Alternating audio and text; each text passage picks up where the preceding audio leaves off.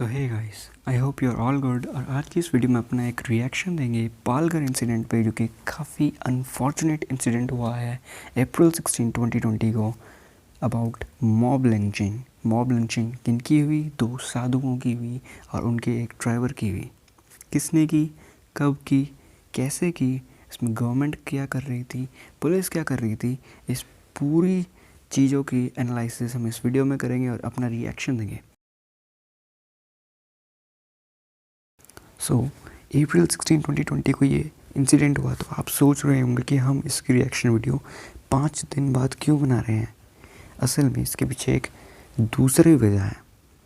देखिए, अप्रैल 16, 2020 को late night में ये इंसिडेंट हुआ, बट 2 दिन तक मीडिया को भी नहीं, ना ही किसी दूसरे स्टेट में किसी भी आदमी को इसकी कानों कान खबर नहीं थी। वैसे ही अभी लॉकडाउन चल रहा है तो इसके बारे में किसी को पता भी नहीं चला।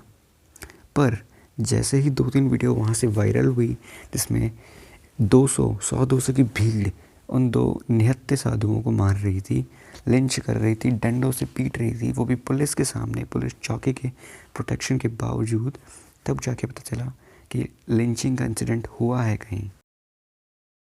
और इसमें पुलिस का एंगल भी काफ़ी ज़्यादा अनफॉर्चुनेट और काफ़ी ज़्यादा इरिटेटिंग रहा है।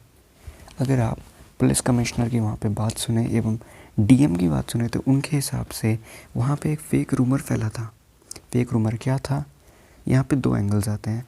पहला ग्रुप कह रहा है कि ये सारे क्रिश्चियन मिशनरीज़ के कुछ गुंडे थे जिन्होंने उन 2 साधुओं को मारा था, क्योंकि उन्हें लग रहा था कि ये यहाँ पे धर्म परिवर्तन या इन सब चीज़ों के लिए आया है। दूसरा ग्रुप क्या कह रहा है कि जो ये ट्राइबल्स ग्रुप थे, ये यहाँ पे लॉकडाउन के वजह से फंसे हुए थे, इनका गांव था, इन्हें लगा है कि कुछ लोग यानी कि कुछ लुटेरे इन्हें लूटने आ रहे हैं, तो इसकी वजह से इन्होंने इनको मारा। अब पुलिस की प्रोटेक्शन में भी मार दिया। और अगर आप गौर से ध्यान दें तो मुंबई यानी कि महाराष्ट्र में अभी उद्धव सरकार है। उद्धव सरकार यानी कि शिवसेना की सरकार। शिवसेना की आइडियोलॉजी ही हार्डकोर हिंदुत्व की है। तो अगर हिंदुत्व, हार्डकोर हिंदुत्व में ही 2 साधुओं को यूं ही पुलिस के सामने लिंच कर दिया जाता है, तो आप समझ सकते हैं कि उनकी पॉलिटिक्स कैसी चल रही है।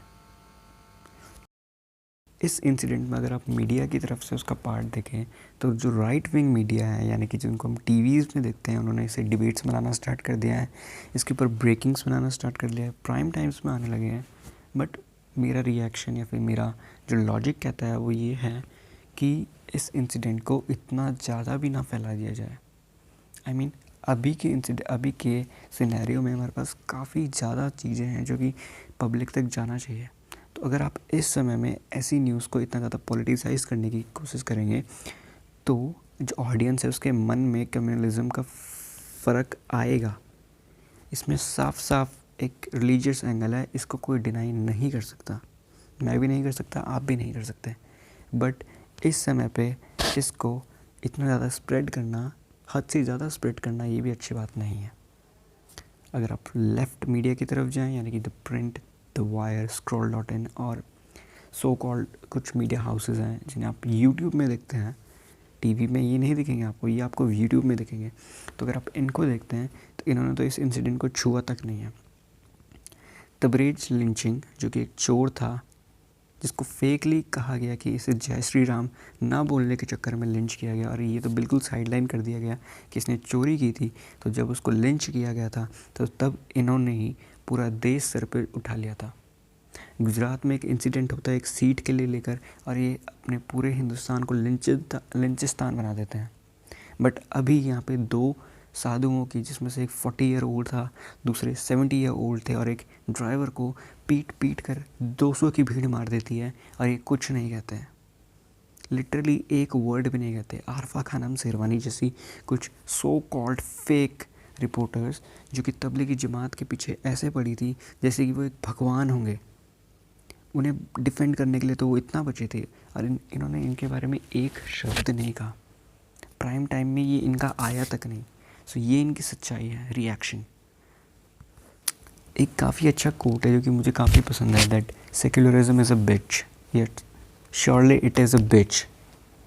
इंडिया में तो ये कोट बिल्कुल प्रूफ हो रहा है। यहाँ पे सेक्युलरिज्म का मतलब होता है केवल एक कम्युनिटी को, यानी कि माइनॉरिटी एक स्पेशल कम्युनिटी को सपोर्ट करना। अब यहाँ पे साधु जो कि हिंदुत्व यानी कि सनातन धर्म के पक्षधर हैं, अगर इन्हें मार दिया जाता है, इन्हें लिंच किया जाता है, तो इस न्यूज़ को आप चलाते तक नहीं हैं। ये आपकी सच्चाई है, ये आपका सेक्युलरिज्म है। खैर, राइट वर्सेस लेफ्ट और सेक्युलरिज्म इन इंडिया की ये डिबेट तो चलती रहेगी, काफ़ी लंबी डिबेट है। इससे वो जो 3 लोग जिनको बहुत ही ब्रूटली लिंच किया गया है वो वापस तो नहीं आने वाले हैं, बट हम एक चीज़ कर सकते हैं, उनके लिए शोक प्रकट कर सकते हैं और उनके लिए एक मैसेज दे सकते हैं कि आपको जस्टिस मिलेगा। अभी तक 110 लोगों के खिलाफ़ एफआईआर कर दी गई है। मैं नहीं जानता इतने दिन क्यों लगे, 5 दिन क्यों लगे हैं। वो भी जब वीडियो वायरल हुई तब जाके उन लोगों के खिलाफ़ एफआईआर दर्ज कराई गई, तो ये बहुत देर में हुआ। तो एट द एंड हम यही कह सकते थे कि काफ़ी अनफॉर्चुनेट सा ये इंसिडेंट था, क्योंकि इसे टाला जा सकता था। पुलिस प्रोटेक्शन में होने के बावजूद अगर लोगों को लिंच किया जा रहा है तो इससे ज़्यादा डेंजरस सिचुएशन क्या हो सकती है। Think about it.